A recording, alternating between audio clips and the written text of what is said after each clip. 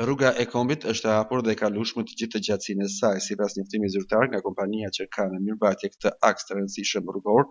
që lidhet Shqipërinë me Kosovën. Qarkullimi I miteve po zhvillohet normalisht dhe deri në këtë moment nuk është shënuar asnjë incident apo problem serioz në trafik.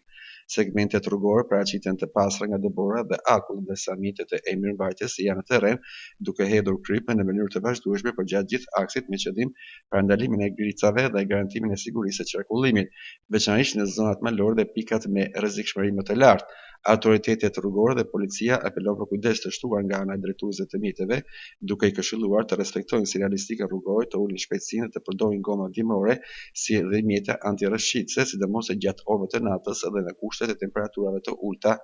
Kontrollet dhe monitorimi I situatës do të vijojë pa ndërprerje për të garantuar lëvizje të sigurt për të gjithë përdoruesit e rrugës, bën të ditur kompania mirëmbajtëse e rrugës së Kombit.